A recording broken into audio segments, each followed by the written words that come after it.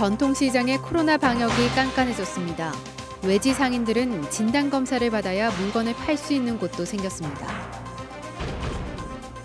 청주공항 거점 에어로케이에 다음 달 취향이 다시 안개 속입니다. 문제는 자금인데 충청북도에 SOS를 쳤습니다. 도내 대학들의 등록금 동결을 저울질하고 있습니다. 학생들은 더 내려야 한다고 목소리를 높이고 있습니다. 코로나 팬데믹으로 기후변화 위기가 고조되면서 환경 소비를 실천하는 사람들이 늘고 있습니다. 여러분 안녕하십니까? 계속해서 충북 지역 뉴스입니다. 코로나19 전담 치료시설인 청주의료원에 투입된 간호조무사들이 무더기로 추가 확진 판정을 받았습니다. 청주에서는 또 가족 내 감염으로 일부 학교의 등교가 중단되는 등 연쇄 감염이 끊이지 않고 있습니다. 신병관 기자입니다. 코로나19 전담 치료시설인 청주의료원. 격리병동에 투입된 간호조무사들이 추가로 확진 판정을 받았습니다. 일부는 콧물과 기침 등 증상이 있었지만 일부는 무증상이었습니다. 이들은 참사랑 요양원 집단 감염 환자 등의 치료를 위해 투입된 인력으로 격리병동 간호조무사 확진에 따른 전수검사에서 감염이 확인됐습니다. 방역당국은 이들이 레벨 D 방역복을 입고 근무했기 때문에 환자를 돌보는 과정에서 감염된 것으로 추정하고 있습니다. 현재 청주의료원에는 확진 환자 40여 명이 입원 중이며 의사와 간호사, 간호조무사 등 100여 명이 이들을 돌보고 있습니다. 이 밖에 청주에서 확진을 받은 50대의 자녀 3명이 추가로 확진되며 교육당국도 긴장하고 있습니다. 확진된 자녀들이 다니는 초등학교와 고등학교는 사흘간 등교를 전면 중지하고 원격 수업을 진행하기로 했고 중학교는 방학에 들어갔습니다. 자녀 가운데 중학생은 지난 11일까지, 초등학생과 고등학생은 12일까지 등교한 것으로 알려졌습니다. MBC 뉴스 신병관입니다. 상주 BTJ 열방센터와 관련해 충주와 괴산에서도 10대 2명이 확진됐습니다. 충주의 한 교회가 운영하는 청소년 쉼터 확진자와 접촉한 10대가 자가격리 중 양성 판정을 받았고 지난달 30일 확진된 괴산 지역아동센터 교사와 접촉한 어린이도 자가격리 해제를 앞두고 확진됐습니다. 20대들과 접촉한 확진자들은 상주 BTJ 열방센터에 갔다 확진된 신자들과 접촉했던 것으로 확인됐습니다. 코로나19 3차 확산으로 잠시 중단됐던 5일장이 한 달 만에 다시 문을 열었습니다. 타 지역 상인들이 많이 찾는 5일장의 특성상 이번엔 새로운 방역 대책이 추가되는데요. 진단검사에서 음성 판정을 받지 않은 상인들은 아예 물건을 못 팔게 했습니다. 이지영 기자입니다. 괴산의 전통시장. 조끼를 입은 상인의 임원들이 명단을 확인합니다. 어디서 왔는지, 증상은 없는지, 이름과 전화번호도 꼼꼼히 기록합니다. 어디서 오셨어요? 우리 보은. 지난달 13일을 마지막으로 휴장에 들어간 뒤 다시 열린 5일장. 코로나19 확산 이후 벌써 세 번째 재개장이다 보니 이번에는 또 한 가지 절차가 추가됐습니다. 이렇게 외부에서 5일장을 찾아 장사를 하는 사람들은 코로나19 검사 결과지가 필요합니다. 전날 각자 지역에서 미리 받은 음성 통보 문자가 기본. 검사 결과 음성이 나왔더라도 닷새 이상 지났으면 현장에서 보건소로 보냈습니다. 신속 항원 검사를 받고 음성 결과가 나와야 물건을 팔게 한 겁니다.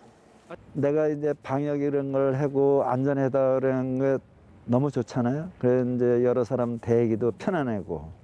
외부 상인들은 충북뿐 아니라 충남과 경기도 등 곳곳에서 5일장을 도는 만큼 혹시 모를 바이러스 유입을 막기 위해서입니다. 번거롭긴 하죠. 근데 더 확산 방지하기 위해서 또 저희는 이게 생업이다 보니까 또 폐장이 돼버리면 그래서 뭐 경제적으로도 너무 힘들고. 정부 방역 지침에 따른 제재 대상은 아니지만 5일장에서야 점포도 활기를 띠고 안심할 수 있어야 찾는 발길이 느는 만큼 대책을 고심하고 있습니다. 일주일에 2회씩 자체 방역을 하고 있습니다. 마스크는 고객분들한테 장 쓸 때마다 무료로 나눠주고 있고요. 이거는 내 건강도 지키고 또 시장을 지키고자 하는 노력들을 같이 함께 하는 거기 때문에 백화점과 대형마트가 없는 지역에서는 특히나 중요한 시장. 방역과 생계 모두 잡으려는 노력이 계속되고 있습니다. MBC 뉴스 이지연입니다.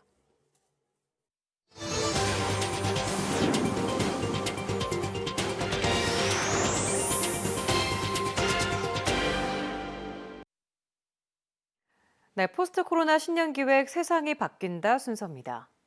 코로나19는 생태계 파괴와 기후 위기가 불러온 재앙일 수 있다는 말이 있죠. 그동안 우리가 잊고 있던 환경에 대한 생각과 행동 방식까지 근본적으로 바꿔놨습니다. 위기가 오히려 기회라는 말처럼 변화된 실천들이 곳곳에서 생겨나고 있습니다. 이채영 기자입니다. 산기슭에 자리한 인삼밭. 폐비닐로 만들어진 인삼 지주목이 곳곳에 설치돼 있습니다. 반달록 씨는 40년간 써온 목재 대신 폐비닐 지주목으로 바꿨습니다. 부러지거나 다 쓴 목재는 태우는 것 외엔 처리 방법이 없는 골칫덩어리였습니다. 이걸 소각시키는 건 좀 문제가 돼서 저희가 쓰고 남은 농사짓고 남은 폐기물을 갖고 이걸 만들면 그 이중 삼중에 큰 효과가 있지 않을까. 기후변화는 재활용 업계에도 화두가 됐습니다. 버려진 라면 봉지, 빵 봉지가 인삼 지주대와 건축 자재로 재탄생했습니다. 매달 1,200톤 가까이 수거된 폐비닐을 선별하는 데만 1,000만 원 가까이 들지만 이곳을 거치면 더 이상 쓰레기가 아닙니다. 폐기물로 소각되거나 묻히는 거를 안타깝게 여기고 제도적으로나 생각적으로나 이런 게 많이 바뀌면 재활용도 업체들도 살아나고 또 환경적으로도 많이 살아날. 40대 주부 김혜숙 씨. 두 자녀가 쓰던 식기를 식판으로 바꿨습니다.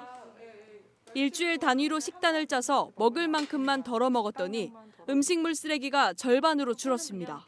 집에 있는 시기들이 많았거든요. 그때 이제 아무래도 함께 생활하고 함께 먹어야 되니까 그때 비로소 이제 알게 됐고 채소랑 과일이랑 야채 같은 것들이 오래 보관하는 방법들을 터득하게 됐어요. 학교도 달라지고 있습니다. 환경 동아리 활동이 늘면서 기후변화는 내 이야기가 됐습니다. 각 학교마다 이제 했던 활동들을 발표를 하는데 제가 한 활동들이 환경에 도움이 된다고 하니까 그런 생각을 가지고 좀 더 열심히 했었던 것 같아요. 줄이기 운동이 굉장히 바람직한데 제 생각에 이것이 일회성으로 끝나는 것이 아니라 계속 연간 활동할 수 있도록 하나의 그 생활 습관이 되는 쪽으로 내 삶을 바꾼 기후변화, 코로나 팬데믹에서 배우고 있습니다. MBC 뉴스 이채연입니다. 음성에서 지난 5일 이후 9일 만에 네 번째 AI 의심 신고가 접수됐습니다. 음성군에 따르면 어제 저녁 폐사 증가 신고가 접수된 대소면의 산란계 농장에서 간이 키트 검사 결과 H5형 AI 항원이 검출됐습니다. 이에 따라 이 농장 산란계 3만 6천 마리와 동일 소유자 농장의 1만 7천 마리를 예방적 살처분하고 3km 이내 토종닭 7만 2천 마리도 살처분을 검토하고 있습니다. 오늘 오전 10시 45분쯤 충주시 용산동의 한 주택에서 불이 났습니다. 소방대원이 1시간 만에 진화했지만 집 안에 있던 20대 여성이 숨지고 남성이 연기를 마셔 병원으로 옮겨졌습니다. 경찰은 숨진 여성이 깊이 잠들어 미처 빠져나오지 못한 것으로 보고 정확한 사인을 밝히기 위해 부검을 의뢰할 예정입니다. 충북의 거점 국립대인 충북대가 올해 등록금을 동결하기로 했습니다. 아직 등록금을 결정하지 않은 다른 대학들로서는 눈치를 보지 않을 수 없게 된 건데요. 재정난을 이유로 등록금 동결에 부정적이지만 학생들은 오히려 더 낮춰야 한다는 입장입니다. 김영일 기자입니다. 충북대가 도내 대학 가운데 처음으로 등록금 동결을 결정했습니다. 2012년 이래 벌써 10년째입니다. 코로나19가 계속되고 있는 상황에서 저희 대학 측에서는 어렵게 학생들이 중독 탈락하지 않고 지속적으로 계속 수학을 할 수 있도록 그렇게 어렵게 결정을 했습니다. 이로써 등록금 결정을 앞두고 치열한 눈치 작전을 벌여온 다른 대학들도 인상카드를 꺼내 들기는 어려워졌습니다. 학생 정원 감소로 등록금 총액은 줄고 물가와 인건비 상승으로 대학마다 재정적 어려움이 한계에 도달했지만 등록금을 올리면 정부 지원 사업에서 불이익을 받을 수 있고 국가 장학금 지원 대상에서도 제외되기 때문입니다. 매년 물가 상승률이 한 2%대 이상씩 지금 올라가고 세금도 인건비도 있고요. 그다음에 장학금은 또 매년 올려야지만 우리가 국가 장학금을 받을 수 있어요.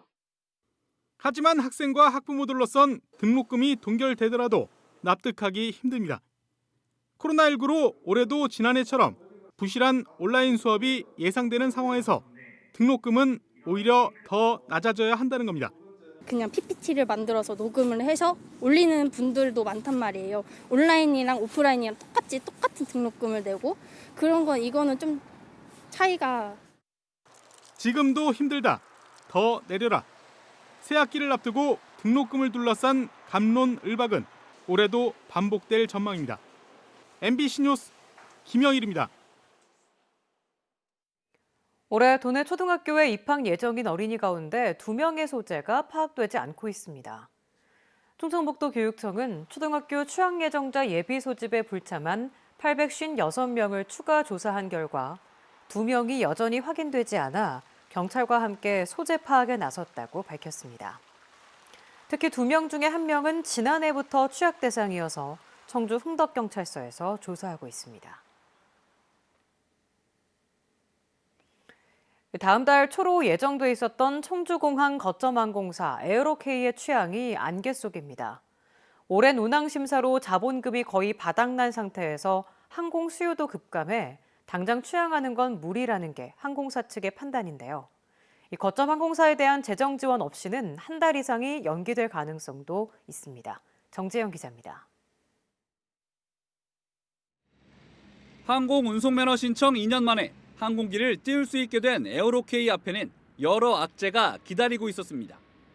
역대 최장 기록을 세운 운항증명 발급을 기다리는 사이 항공기 도입과 직원 150명의 인건비 등 고정 비용이 계속 들어가 480억 원이었던 자본금은 30억 원이 됐습니다. 코로나19로 국제선은 언제 띄울 수 있을지 기약이 없고 청주공항 제주 국내 노선 수요도 1년 사이 절반 가까이 줄었습니다. 이런 상황에선 항공기를 띄울수록 손해만 쌓여 버티기 힘들다는 게 에어로K의 입장입니다. 왕복 6회 기준으로 비행기 띄울 때마다 그 항공기에서만 200만 원씩 적자가 나더라고요. 그러면은 제주 노선만 띄웠을 때 한 달에 그 다른 고정 비용 빼고 4억씩 적자가 나거든요. 다음 달 5일 취항을 목표로 국토부에 노선 허가를 신청하고도 연기를 검토하는 이유입니다. 추가 자본금 확보를 위해 100억 원 이상 유상증자에 나설 계획이지만 시간이 필요한 상황. 에어로K는 강원도 거점 항공사인 플라이 강원에게 조건부로 60억 원 지원을 결정한 강원도처럼 충청북도가 급한 불을 꺼주길 기대하고 있습니다. 충북도의회 청주공항 활성화 특위를 찾아와 빠른 취항보다 안정적 취항이 더 중요하다며 지역 인재 7명 채용을 강조한 것도 이 때문입니다. 재정 여건이 나아지지 않을 경우 취항은 3월 또는 그 이상 미뤄질 수도 있습니다. 너무 빨리 띄워서 문제 하다가 중단되는 게 사실 제일 보기 안 좋은 상황이니 저희도 그런 거를 좀 지금 조율하고 신중하게 저는 날짜는 좀 더 고민을 해야 되는 부분이라고 생각합니다.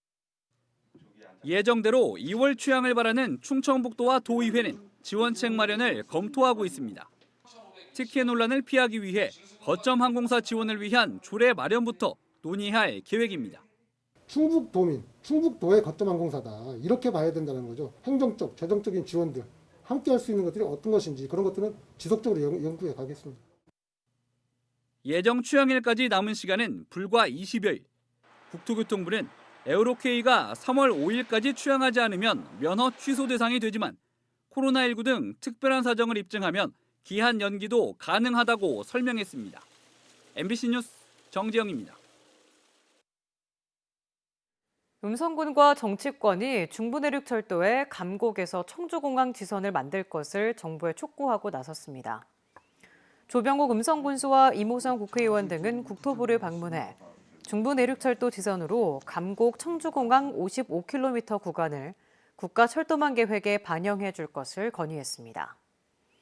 음성군은 수서에서 청주공항까지 52분 만에 도착하고 충북 혁신도시의 미비한 광역교통체계도 개선할 수 있다고 강조했습니다. 수중보 건설 협약을 두고 정부를 상대로 소송을 제기한 단양군이 최종 패소했습니다. 대법원은 애초 전액 국비로 진행할 수 있었는데도 단양군의 요청으로 수중보 건설 장소를 바꿨고 이로 인한 추가 비용을 부담하겠다는 협약을 맺은 점 등을 토대로 단양군의 상고를 기각했습니다. 이에 따라 단양군은 전체 분담금 67억 원 가운데 이미 납부한 설계비를 제외한 46억 원을 수자원공사에 지급해야 합니다.